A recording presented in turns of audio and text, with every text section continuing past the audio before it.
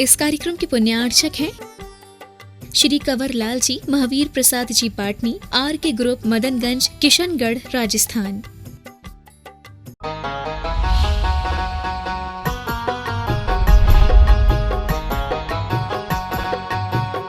नमः श्रीवर्धमानाय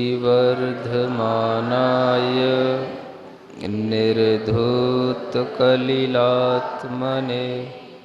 सालोकानां त्रिलोकानां यद्विद्यादर्पणायते।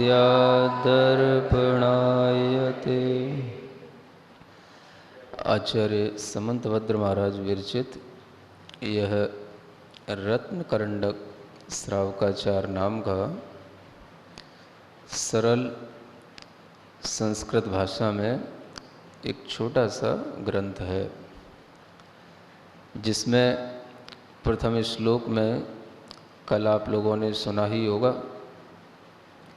वर्धमान भगवान को नमस्कार किया गया है।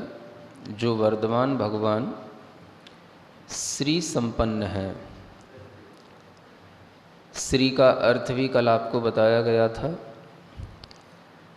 और वर्धमान भगवान के ज्ञान की जो विशेषता थी वो भी आपको बताई गई थी।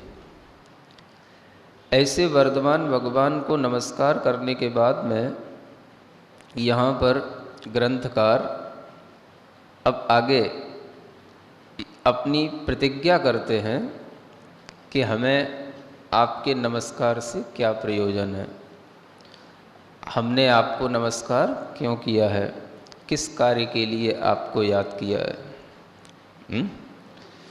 भगवान की याद किस लिए आई, किस काम के लिए आई? तो वह भगवान को नमस्कार करने के बाद में अब यहाँ बताना चाहते हैं कि हमने भगवान को क्यों नमस्कार किया है। वह प्रतिज्ञा इस अगले दूसरे नंबर के श्लोक में कही गई है। सभी के पास में ग्रंथ है, पढ़ने की कोशिश करो। देशयामि समीचीनम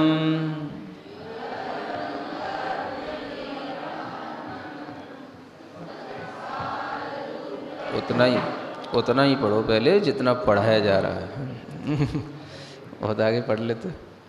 देशयामि समीचीनम धर्मं कर्म निबर्हणम् धर्मं कर्म निबर्हणम् संसार दुःखतः सत्त्वान् यो धरत्युत्तमे सुखे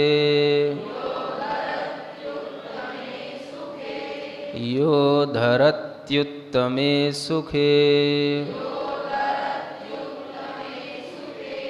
अब पढ़ो एक साथ। देशयामि समीचीनम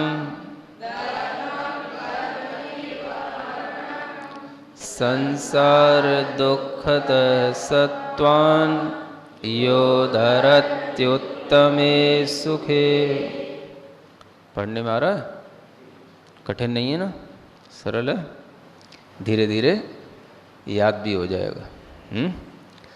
देशयामी अर्थात मैं देशना करूँगा, मैं कहूँगा, मैं कहने जा रहा हूँ। देशयामी का मतलब क्या है? मैं अब कहने जा रहा हूँ, कुछ कथन करने जा रहा हूँ। समीचीनम धर्मम, क्या कहने जा रहा हूँ? तो मैं समीचीन धर्म को कहने जा रहा हूँ। सुन रहे हैं? कौन सा धर्म? समीचीन धर्म। धर्म का कथन तो सर्वत्र मिलता है, लेकिन समीचीन धर्म का कथन सर्वत्र नहीं मिलता। कौन सा धर्म? हाँ, अब आप कहोगे समीचीन क्या भला है? समीचीन का मतलब क्या होता है, जानते हो? समीचीन मतलब क्या समझा जाए? समीचीन माने होता है सही सही, जो सत्य हो, सही हो, है ना, जो स्पष्ट हो, उस धर्म को मैं कहूँगा। क्योंकि धर्म तो बहुत लोग कहते हैं, लेकिन वस्तुतः जो समीचीन धर्म है वह बहुत कम लोगों के द्वारा कहा जाता है। इसलिए यहाँ प्रतिज्ञा की जा रही है कि मैं समीचीन धर्म को कहूँगा, अर्थात जो धर्म सच्चा है उस सच्चे समीचीन धर्म को मैं बताऊँगा। अब उस सच्चे धर्म की क्या विशेषता होनी चाहिए, वो विशेषता को समझ कर के भी आप उस धर्म की सच्चाई के बारे में विश्वास कर सकते हो। समीचीनम धर्मम, सबसे पहली उसकी जो विशेषता है वो ये है कि वो धर्म कैसा होना चाहिए, कर्म निबर्हणम। कैसा होना चाहिए, कर्मों का नाश करने वाला। धर्म की विशेषता होनी चाहिए कि वो कर्म को डिस्ट्रॉय करे, है ना, कर्मा डिस्ट्रॉइंग धर्मा। धर्मा कैसा होना चाहिए, हाँ, कर्म को डिस्ट्रॉय करने वाला होना चाहिए। हाँ, it is the first condition of धर्म, नॉट रिलीजन। हाँ, क्योंकि रिलीजन कुछ अलग चीज़ होती है, धर्म अलग चीज़ होती है। धर्म का मतलब होता है वस्तु का स्वभाव, धर्म का मतलब होता है उसका अपना रियलिस्टिक नेचर। तो वह धर्म मैं कहूँगा जो जीवों के कर्म का नाश करेगा। अब यहीं से ये बात आ जाती है कि जितने भी प्रकार के आपको और धर्म के नाम पर धर्म मिलेंगे, उन धर्मों से कभी भी कर्म के नाश का संकल्प किसी ने नहीं लिया होगा। क्या सुना, क्या बोला मैंने, सेंटेंस कभी कभी याद रखा करो। धर्म के नाम पर जो धर्म मिलेंगे उनसे कभी भी कर्म के नाश का संकल्प नहीं लिया गया। ये संकल्प अपने आप में बहुत बड़ा है कि हम कर्म का नाश कराने वाले धर्म की चर्चा करेंगे और कोई धर्म की चर्चा नहीं करेंगे जिससे कर्मों का नाश हो। क्यों हो भाई, क्यों कर्मों का नाश करना है? तो कल आपके लिए जब बताया गया था कि हमने वर्धमान भगवान को नमस्कार किया है, क्यों किया है? क्योंकि वो भी कर्म की कालिमा से रहित हो गए, निर्धूत कलिलात्म ने बताया था। तो जैसे वो कर्म की कालिमा से नष्ट हुए हैं, उन्होंने जैसे कर्म को धोया है, वैसे ही हम लोग भी अपने कर्मों को धो सकें, वह धर्म भी उन्हीं ने बताया है। जिन्होंने अपने कर्मों को साफ किया वही हमें बता रहे हैं कि धर्म सबके लिए है और धर्म से सब अपने अपने कर्मों को साफ कर सकते हैं, धर्म से सब अपने कर्मों को नष्ट कर सकते हैं। ऐसा किसी के लिए कोई बाउंडेशन नहीं है कि जो कोई विशिष्ट ही गिनती के लोग होते हैं उन्हीं को धर्म मिलता है, उन्हीं के कर्म नाश होते हैं, वही तीर्थंकर होते हैं। ऐसा कुछ नहीं है। सुन रहे हो? अभी बहुत बड़ी अपने आप में चीज है। जिसने धर्म को प्राप्त किया वो धर्म सबके लिए प्रदान कर रहा है, और जो स्वयं जिस धर्म को उपलब्ध हुए वो सबके लिए कह रहे हैं कि आप भी उसी धर्म को उपलब्ध हो जाओगे जो हमको उपलब्ध हुआ। बस जैसा बताया जा रहा है वैसा करते रहना। तो धर्म का सबसे पहला गुण है कि वह कर्म को नाश करने वाला होना चाहिए। अब आप कर्म से मतलब क्या समझते हैं? बहुत समस्या तो ये है ना, आप कर्म से मतलब क्या समझते हैं? जो हम कर्म कर रहे हैं, हा? जो भी हम अच्छा या बुरा सोचते हैं, अच्छा या बुरा करते हैं, वही तो कर्म होता है।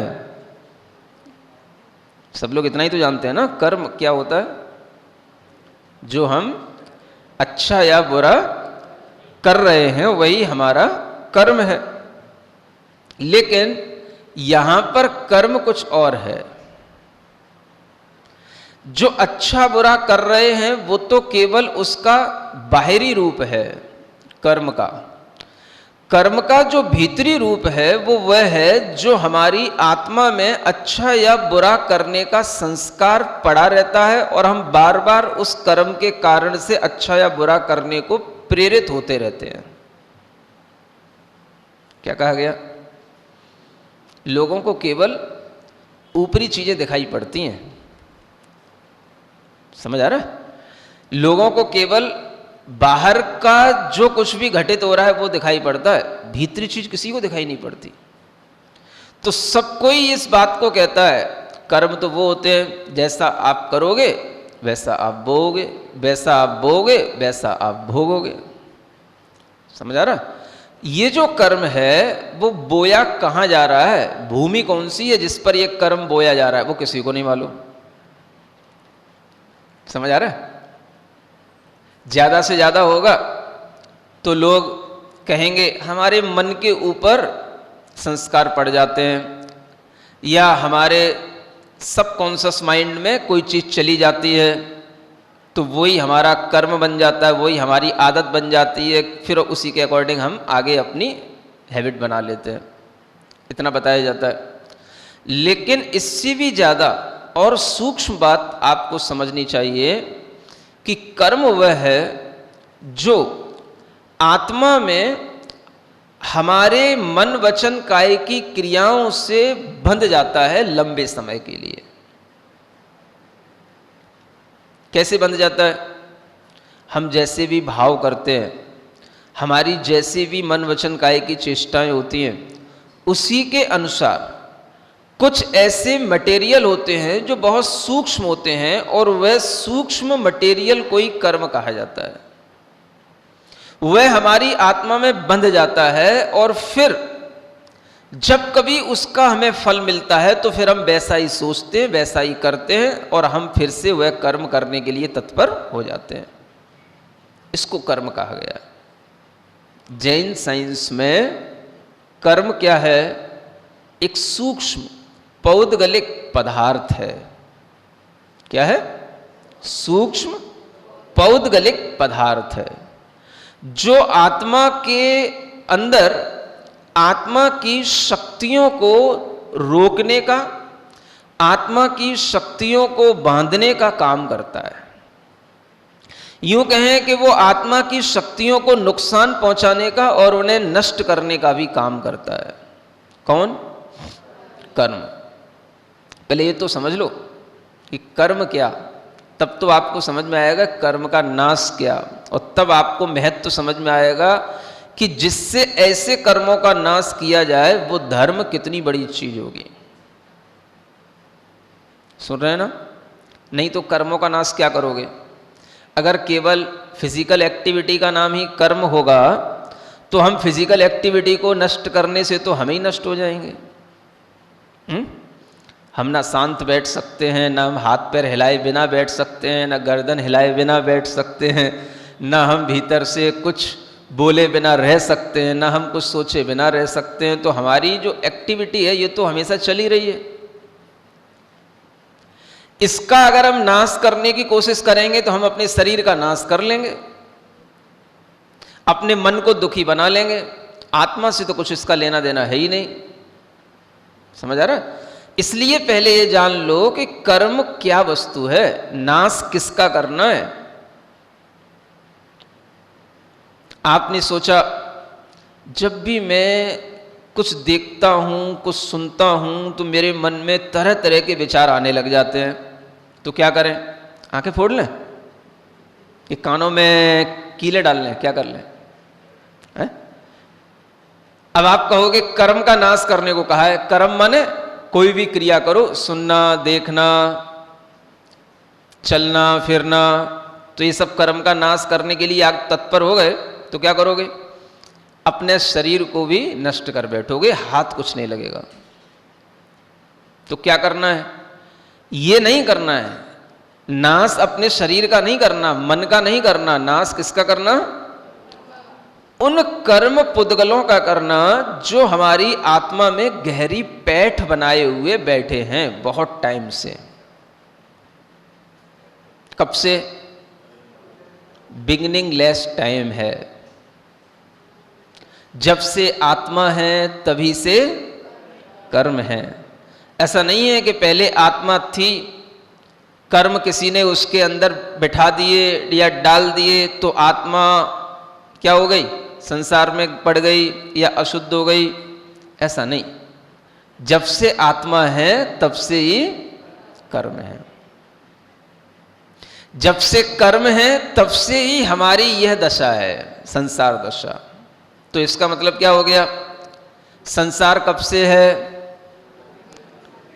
जो बिगिनिंग लेस टाइम है इसी को बोलते हैं अनादि काल। क्या बोलते हैं इसको? हाँ, संसार कब से है? अनादि काल से है। आत्मा कब से है? अनादि काल से है। कर्म कब से है? आत्मा और कर्म का संबंध या संयोग कब से है? अनादि काल से है। समझ आ रहा? अब जहां ये अनादि का कॉन्सेप्ट आपके सामने आ जाएगा तो आपके मन में अपने आप जो ये विचारधारा चलती है, कहीं तो शुरुआत हुई है मेरी आत्मा में, मेरे कर्मों की, मेरे जीवन की, ये बातें आपको सब कैसी लगेंगी? ये सब हमारे अंदर का भ्रम है। क्या है? कौन सा? कहीं तो शुरुआत हुई है। सुन रहे हो? पहले ये भ्रम तोड़ लो तब आपको कर्म समझ में आएगा, तब आत्मा समझ में आएगी, तभी आपको धर्म समझ में आएगा। कौन सा भ्रम तोड़ना? कहीं ना कहीं तो हमारी आत्मा की शुरुआत हुई है, कहीं ना कहीं तो हमारी आत्मा में कर्मों का बंध होना शुरू हुआ है। ये हमारे अंदर का क्या है? बहुत बड़ा भ्रम है। और भ्रम को तोड़ने का मतलब क्या हो गया? हमने क्या स्वीकार कर लिया? कि कर्म की कहीं कोई शुरुआत नहीं और आत्मा की भी कहीं कोई। आत्मा और कर्म का संबंध अनादि काल से। अनादि का मतलब कोई भी जिसका प्रारंभिक बिंदु है ही नहीं, इनिशियल पॉइंट उसका है ही नहीं। समझ आ रहा है? तो जब हम इस तरह से इस सिद्धांत को अपने ध्यान में रख के चलेंगे तभी हम कर्म को नाश करने का कुछ भाव बना पाएंगे। अब आप सोचते होगे महाराज हमने तो सोचा था धर्म तो यूं ही करते रहते हैं, यूं ही किया जाता है, धर्म करने का मतलब इतना बड़ा प्रयोजन तो नहीं होता कि धर्म करने का मतलब क्या करना? कर्म का नाश करना। ये तो सोचते थे धर्म तो इसलिए किया जाता है ताकि अपन पढ़ लिख रहे हैं तो पास हो जाएं, शादी वादी हो गई हो तो बच्चे हो जाएं समझ आ रहा है? कहीं मतलब बिजनेस करने में दिक्कत आ रही हो तो वो सब हो जाए। धर्म तो इसलिए होता है। सबके दिमाग में ही तो है ना, धर्म किस लिए होता? धर्म चैन से जीने के लिए होता। धर्म से हमको सांसारिक सब सुख मिलते। यहां तो धर्म का मतलब ही कुछ अलग बताया जा रहा है। क्या सुन रहे हो?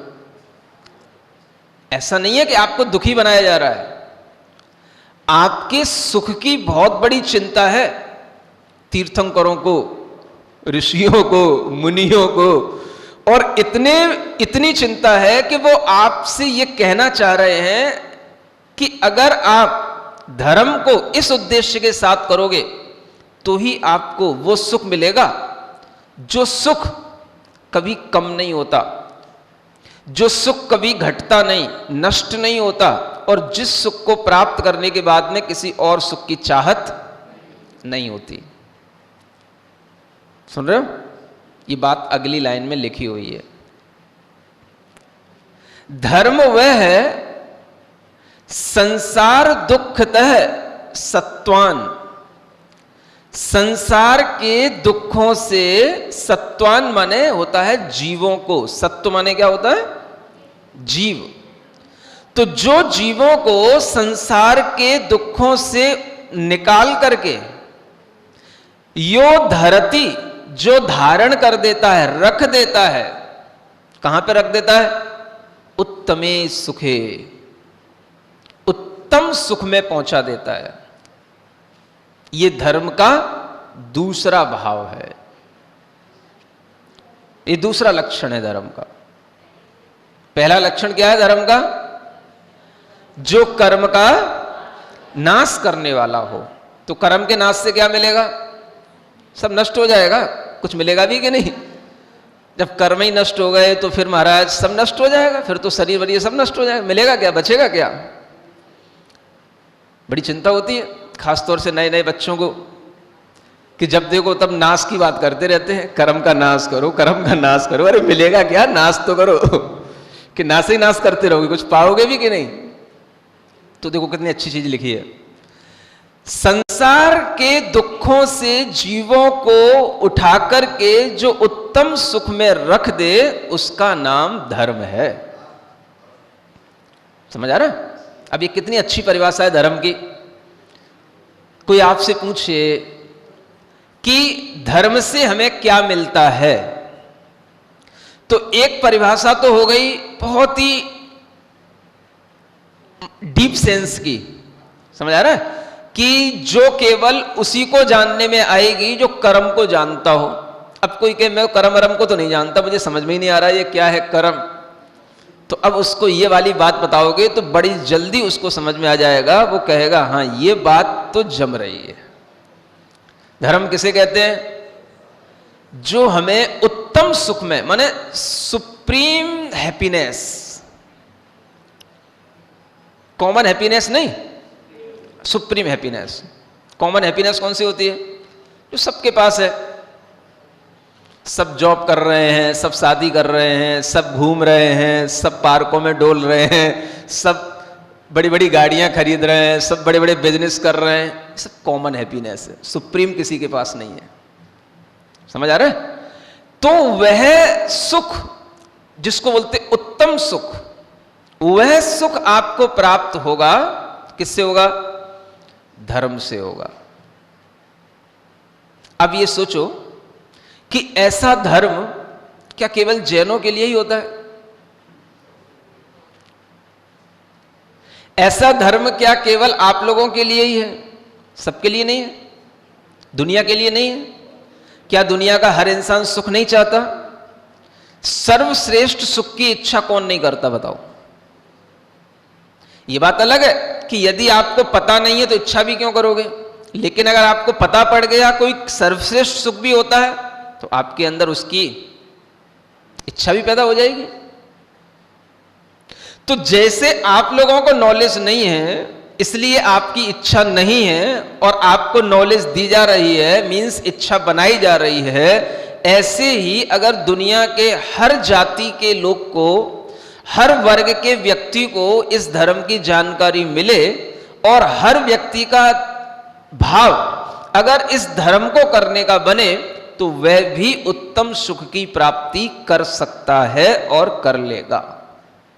क्योंकि धर्म करने के लिए किसी प्रकार की न जाति की मर्यादाएं होती हैं, न वंश की मर्यादाएं होती हैं, न धन और निर्धन की मर्यादाएं होती हैं, कुछ भी नहीं होता है।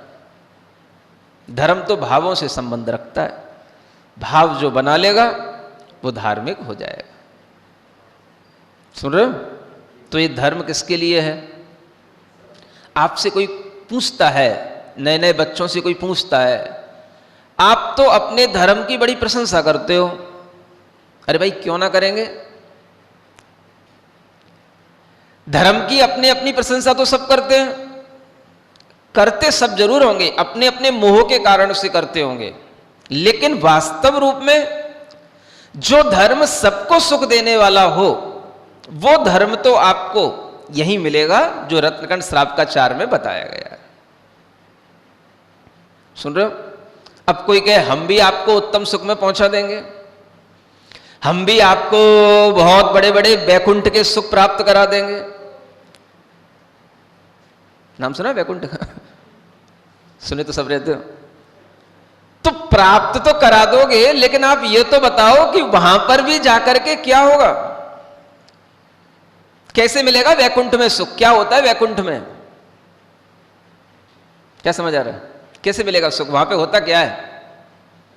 जब वो कहेगा अरे वहाँ तो अनेक अनेक देवांगनाएं होती हैं, वहाँ तो अमृत का भोजन होता है, वहाँ तो बड़े बड़े विमान होते हैं, वहाँ तो बहुत शक्ति से संपन्न लोग होते हैं और वो पूरे विश्व का नियंत्रण करते हैं, इसलिए वहाँ पर ही सबसे बड़ा सुख होता है। वहाँ पर जो एक बार पहुँच जाता है वो करोड़ों अरबों वर्षों तक वहीं पर बना रहता है।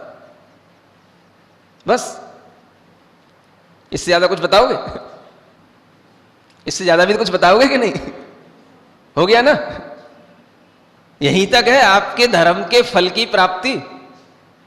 सुन रहे हो? अब अगर आप लोगों को थोड़ा सा भी नॉलेज होगी तो आप सोच लोगे कि इनकी रीच कहां तक है।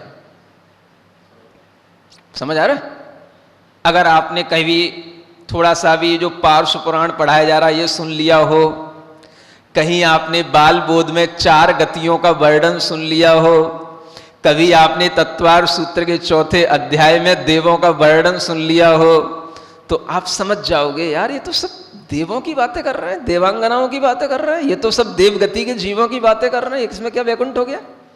लेकिन आप धीरे धीरे अपने ही अनुभव से समझ सकते हो कि ऐसा होता है, ऐसा होगा, क्योंकि जो जीव इस शरीर की, इस मन की, इस शरीर के अंदर होने वाली अनेक जो स्थितियां हैं उन सब की क्रियाओं से ऊपर उठ जाते हैं, ऐसे योगियों को एक अद्भुत आनंद की प्राप्ति होती है, उसी का नाम सुख कहलाता है। वो सुख इंद्रिय सुख नहीं होता, मानसिक सुख नहीं होता, वो क्या होता है? वो आत्मिक सुख होता है। क्या बोलते हैं? आत्मिक सुख। अभी अपन कौन से सुख प्राप्त करते हैं? इंद्रिय सुख, इंद्रियों से, है ना? मतलब अपनी सेंसेस और अपने माइंड से जो हमें सुख मिलता है वो कहलाता है इंद्रिय सुख और मानसिक सुख। लेकिन एक तीसरी क्वालिटी का सुख होता है जिसको बोलते हैं आत्मिक सुख। वो आत्मिक सुख आपको थोड़ा सा अनुभूत होगा जब आप निश्चिंत होंगे, एक ध्यान की स्थिति में होंगे, तो आपको उस सुख की किंचित अनुभूति हो सकती है। कब? जब आप भीतर से शांत होंगे और ध्यान की स्थिति में होंगे, तब आपको उस सुख की कुछ थोड़ी सी अनुभूति हो सकती है। और अगर आप एक बार उस सुख की अनुभूति में थोड़ा सा भी अच्छा फील करने लग गए तो आपको लगने लगेगा कि अगर इसी तरीके से रहा जाए तो कितना सुख मिलता है। इसीलिए आप देखते हो जो बच्चे कभी भी शांत बैठ नहीं सकते, जो बच्चे कभी भी ध्यान के लिए आंखें बंद नहीं कर सकते हैं, उन्हें इस प्रकार के सुख की कोई अनुभूति होती नहीं और इसीलिए उन्हें कभी ऐसे सुख पर कोई विश्वास होता नहीं। अब इसीलिए तो बच्चे, अब बच्चे कहो तो बड़े भी क्या कर पाते हैं? तो जब हम इस तरीके का कोई भी अभ्यास करेंगे तभी हमें सुख पर विश्वास होगा कि देखो, सुनते सुनते, देखते देखते, खाते खाते, घूमते घूमते भी थक जाते हैं और आखिर हमें क्या करना पड़ता है सुख के लिए? सब आंख, मुंह, कान, नाक बंद करके सोना ही पड़ता है। नहीं समझ आ रहा? आखिर हमें सुख के लिए क्या करना पड़ता है? अंततः सोना ही पड़ता है। और जब सो लेंगे तभी हमें सुख मिलेगा। देखो सुनो, थोड़ा सा गहराई से सुनो मैं क्या बोलने जा रहा हूं। जब हम सो लिए तो सो करके उठे, सुन रहे हो? अब सो करके जब हम उठे तब फिर हम सुख की दौड़ में फिर दौड़ने लगे। अब हमें फिर वही चाहिए जो हमने कल किया था।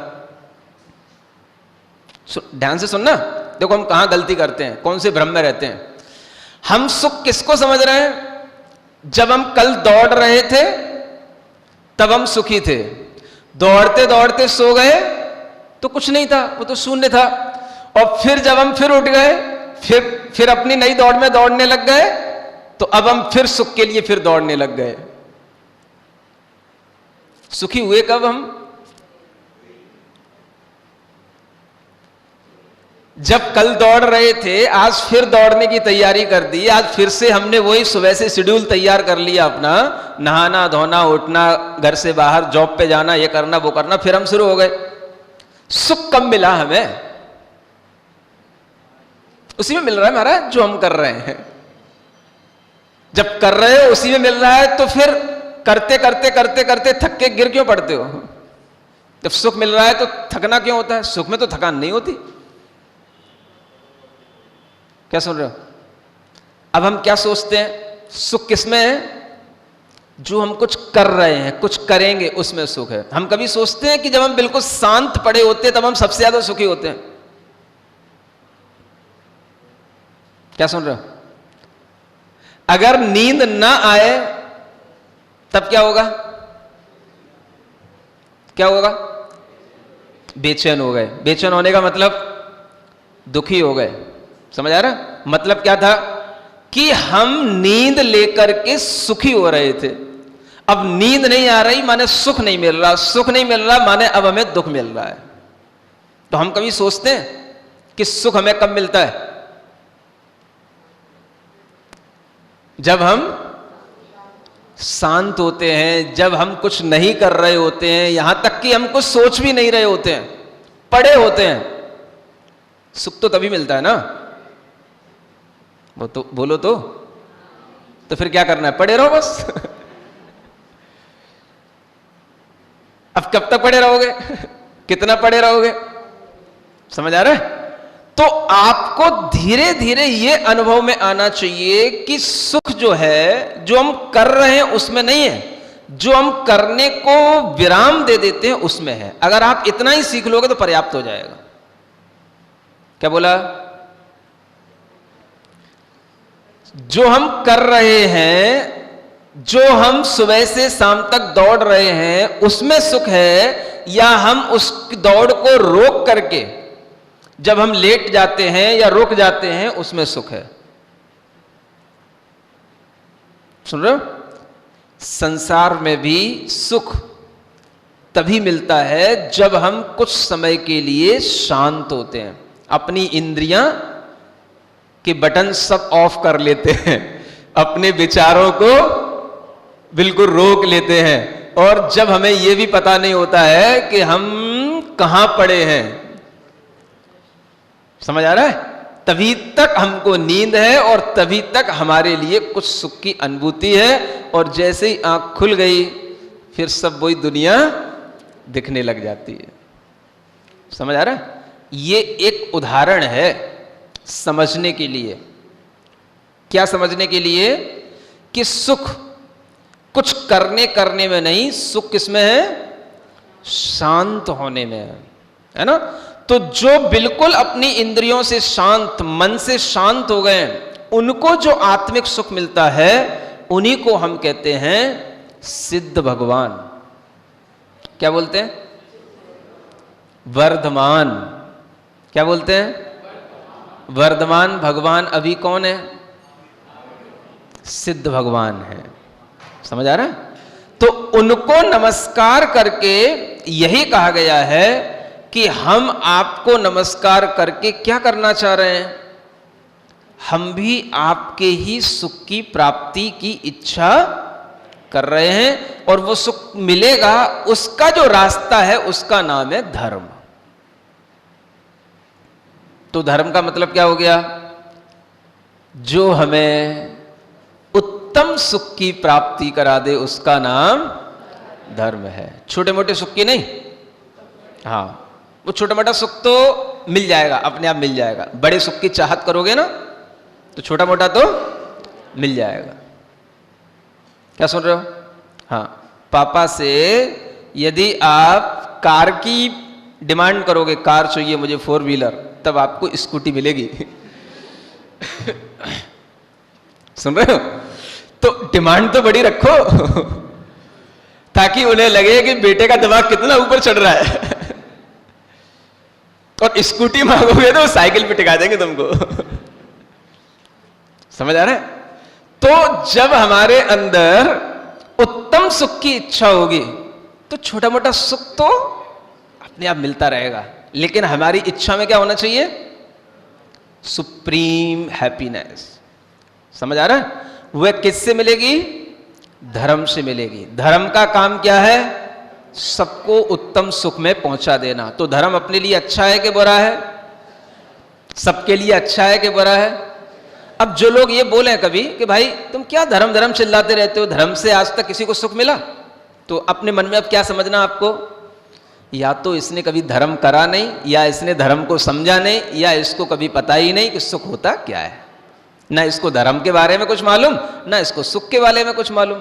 अब बताओ दुनिया में कौन जानता है उत्तम सुख क्या होता है, और दुनिया में कौन जानता है कि धर्म क्या होता है? समझ आ रहा है? ये हर एक मनुष्य के लिए है।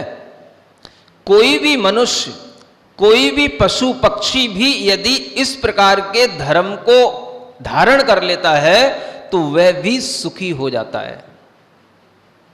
उसका भी जो है लेवल बढ़ जाता है सुख का, और वह सब सांसारिक सुखों से होकर के ही वह उस सिद्ध सुख तक पहुंचता है रास्ता। इसलिए उसको सांसारिक सुखों की भी प्राप्ति हो जाती है, लेकिन सिद्ध सुख, उत्तम सुख प्राप्त करना उसका ध्येय होता है। इसलिए वह कभी सांसारिक सुख में भटकता नहीं है। सुन रहे हो? तो कितनी अच्छी चीज बताई गई आज। मैं धर्म कहूंगा। कौन सा धर्म कहूंगा? जो कैसा करने वाला है? कर्म का नाश करने वाला। धर्मम कर्म निवर्हणम। ठीक है ना? और जो धर्म क्या कर देता है? हमें कहां रख देता है? उत्तम सुख में पहुंचा देता है। उसका नाम क्या है? धर्म। कोई भी हमारी मम्मी पापा दादा भैया टीचर मॉनिटर एक्टर क्रिकेटर कोई भी हमें उत्तम सुख में नहीं रख सकते हैं। कौन रखेगा हमें उत्तम सुख में? हमारा धर्म। ऐसे धर्म को जानना चाहोगे कि ये धर्म आखिर क्या, कौन सा धर्म है, ये कौन सी क्वालिटी का धर्म है, किसका नाम धर्म है जो ये उत्तम सुख में पहुंचा देता है? जानना चाहोगे?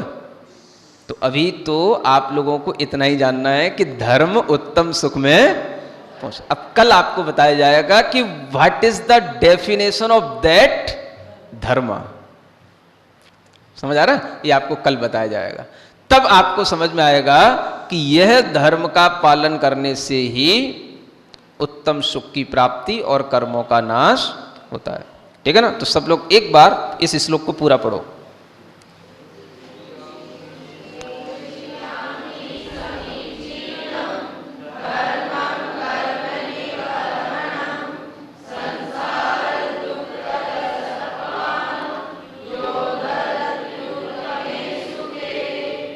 ठीक, आज के लिए इतना ही।